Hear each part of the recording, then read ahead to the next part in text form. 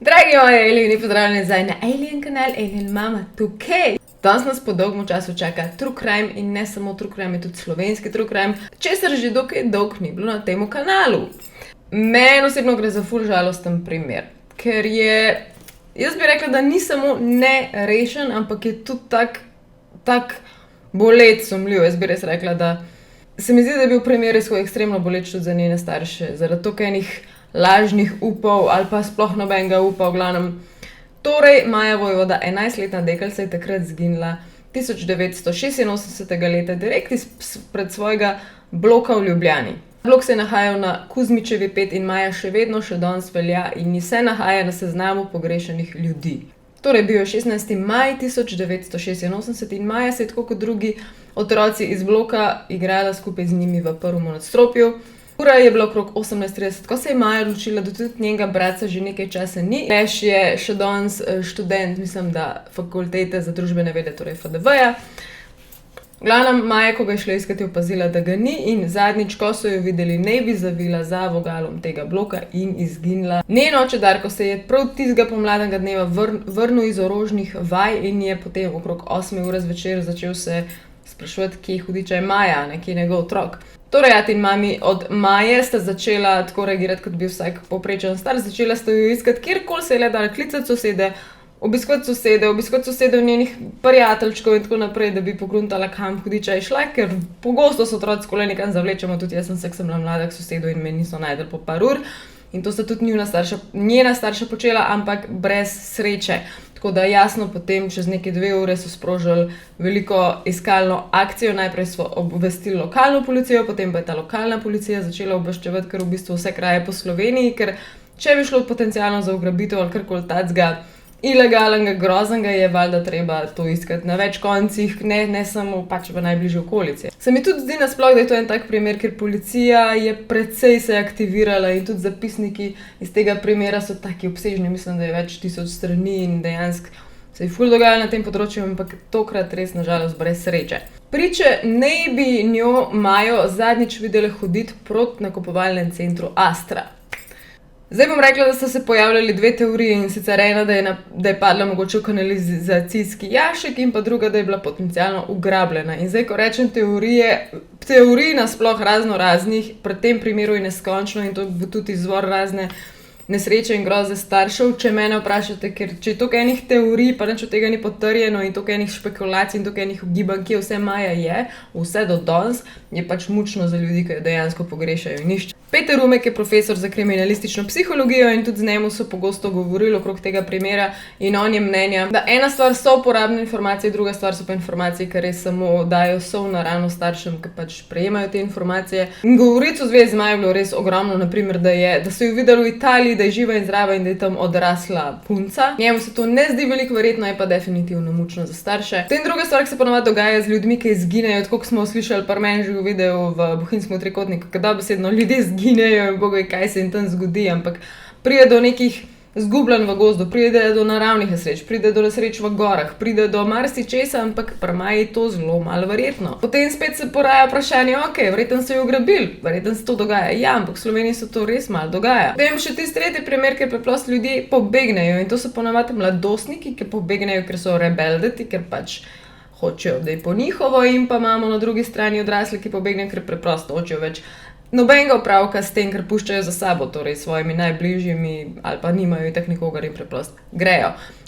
Pri Maji spet ta primer je zelo težko povezati s tem. Žalostno je tudi, da sta takrat starša dobivala sporočila iz bivše Juge, ki je bila še Juga, takrat iz cele Juge in celo tudi iz Švice in večinoma to ni vodil popolnoma nikar. Se je pa zgodila pri tem primeru še ena to grozljiva stvar, meni gre kar kurja polt, ker je to je moj najbolj žalosten, kar se lahko zgodi.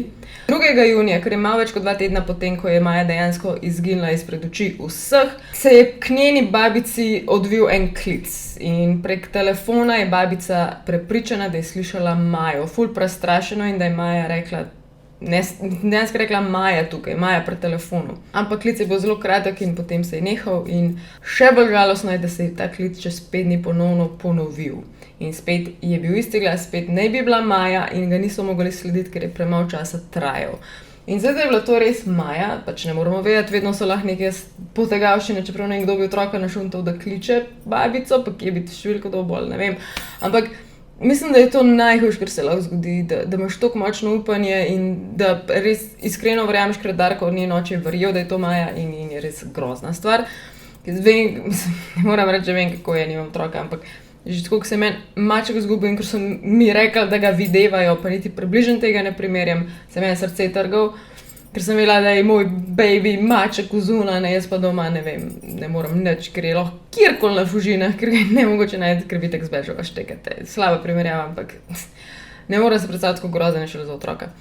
Kakor sem rekla, policija, mislim, da je kar dobro reagirala takrat, ker vem, da sta bila tudi starša hvaležna in zadovoljna, ampak govorili naj bi takrat z več kot 1000 različnimi ljudmi okrog potencialne situacije, okrog Maje, ker je res tako wow. Ampak ne glede na vas trud, ne glede na vse, niso prišli niti korak bliže temu, kje Maja lahko bi bila. Pa so pa take grozljive stvari se dogajale.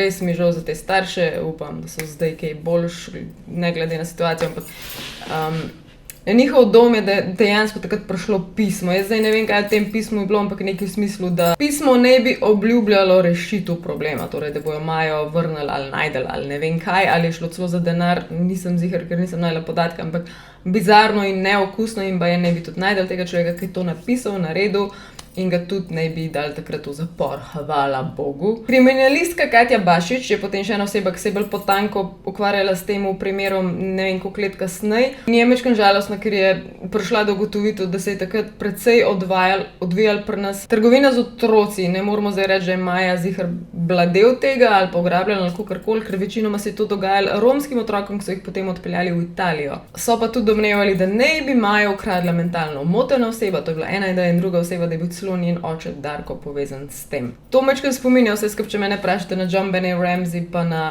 Madeleine McCann primer. Ampak tako da je primer, ker starša res nista niti sumljiva, niti nič kriva, meni to tako žalostno, ker itak že trpita, po moje, ekstremno. Saj pa je nekaj let kasneje zgodila še ena stvar, ki je meni trenutno zanimiva, zaradi tega, ker živim zdaj v bližini Novega mesta, zelo blizu Bršljina recimo, ne vem, tako se reče tukaj enem območju. In tam naj bi enkrat najdel v bloku v peči del človeške lobanje. In ko so avtomatično najdel ta del človeške lobanje, so bili tako vedeli so, da je ženska lobanja in začeli so takrat raziskovati, kaj če bi bila to slučajno, potencialno, da je možno, da je to Maja. Sicer je to precej daleč od Ljubljane, tako nelogična lokacija, ampak okej. Ampak ja, takrat so potem odkrili, da ne glede na vse, ni od nje ne more biti, ker je bila stara 100 let ta lobanja, tako da ne bi se poklapali, kar se tiče letnice, a ne. Kar sem jaz razbrala v te lobanje potem je to, da ni bilo nič tacga, bilo je veliko lastnikov v tem bloku in tiskaj jo najdu itak ni imel nadzraven, potem bil pa nekdo, ki je očitno zbiral nenavadne artefakte in en izmed teh artefaktov ne je bila ta lobanja, čeprav še zmer ne vem, ki jih hudiča si jo dobil in zakaj jo nisi izdal policiji ali ne vem komu, ampak okej. Ja, to je ta primer. Zdaj, če bi na tej točki kdo karkoli imel zapovedati, če se to karkoli spomnil, če kdo karkoli sumil, je vedno dobro dol v komentarjih pisati pa to, ampak kakršne koli informacije, ki pa niso v pomoč ali pa so samo neke špekulacije, pa pač škoda obremenjevati osebe, ki so že tako zaradi tega verjetno zelo prizadete. To je to zdaj po dolgem času slovenski primer. Če imate še kakšne podobne, mi pišite v komentarje, pa tudi ta primer je predlagala tale oseba, moram malo shoutouta, tako da hvala. Zdaj pa Alien mama, jaz grem, pridni boste radi se imeti, se gledamo v naslednjem videu. Aj, čau, bye!